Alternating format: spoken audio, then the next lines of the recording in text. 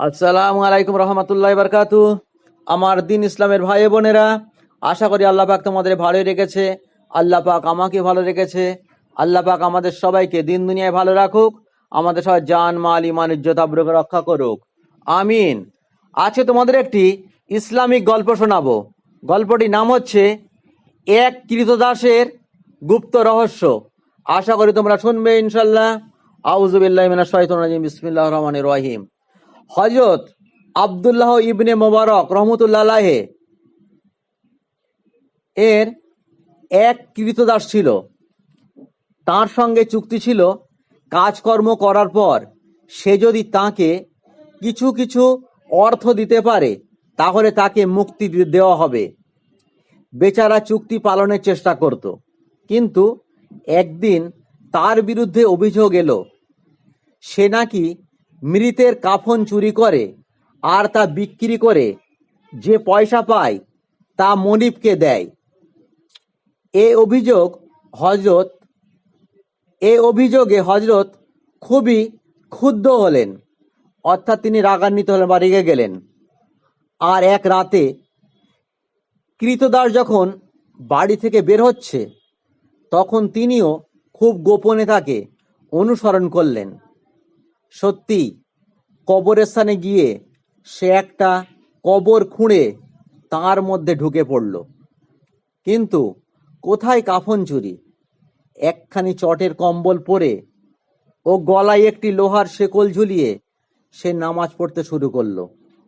এ দৃশ্য দেখে আব্দুল্লাহ অশ্রুসিক্ত হলেন, আর বাড়ি না ফিরে তিনিও কবরের অদূরে আল্লাহর ধ্যানে মগ্ন হলেন।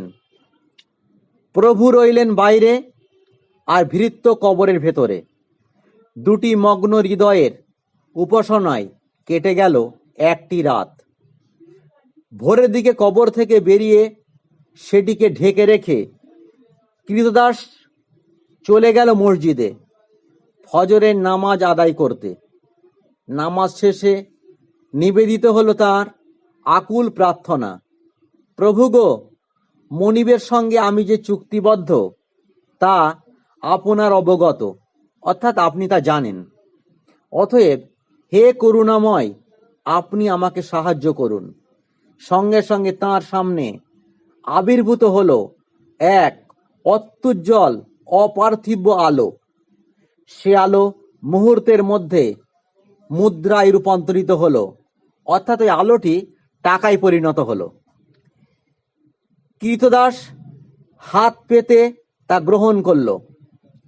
আড়াল থেকে সবই দেখছিলেন হযরত আব্দুল্লাহ রহমতুল্লাহ আলাইহি, কিন্তু শেষ দৃশ্যটি দেখে তিনি সম্বিত হারালেন, অর্থাৎ তিনি জ্ঞান হারালেন।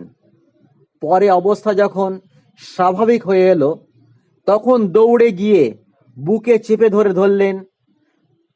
চেপে ধরলেন কৃতদাসকে। তার গালে কপালে অজস্র চুম্বন এঁকে দিয়ে তিনি বলে উঠলেন, আমার মতো ইবনে মোবারকের সহস্র প্রাণ তোমার মতো ভৃত্যের সেবায় উৎসর্গিত হোক। আহা, তুমি যদি আমার মনিব হতে আর আমি হতাম তোমার ভৃত্য, তাহলে তাই হতো উত্তম। গুপ্ত রহস্য ফাঁস হয়ে গেল দেখে ভৃত্য বড় সংকুচিত হয়ে পড়ল। আল্লাহর দরবারে সে মনোয়াত করল, আমার যা গোপন আপনি তা প্রকাশ করে দিলেন প্রভু। এখন আর এ পার্থিব জগতে থাকার আমার কোনো ইচ্ছা নেই। আপনি তাড়াতাড়ি আপনার এই অধম বান্দাকে এখান থেকে তুলে নিন। আশ্চর্য! প্রভুর বুকে আলিঙ্গনাবদ্ধ অবস্থায় ভৃত্যের শেষ নিঃশ্বাসটি শেষবারের মতো বেরিয়ে গেল। আর আব্দুল্লাহ রহমতুল্লাহ আলাইহি এ ঘটনায় হতভম্ব হয়ে পড়লেন। পরে অবশ্য ভৃত্যের পরনে যে চটের কম্বল ছিল সেটাকেই কাফন করে জানাজা আদায় করে তাকে কবর দিলেন।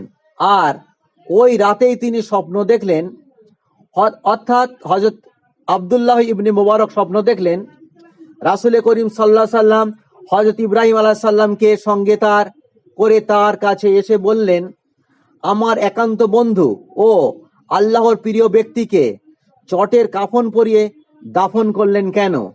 আজকে এখানে রাখলাম। আসসালামু আলাইকুম রহমতুল্লাহ ওয়া বারাকাতুহু।